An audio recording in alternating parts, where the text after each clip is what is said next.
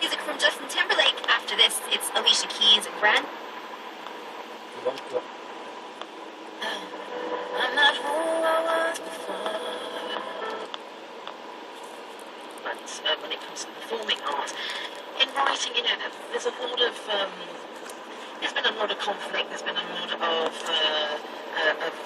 trauma and tragedy in history for Russia, and it comes through very much and very expressive, I think, in the way that artists express themselves through that history.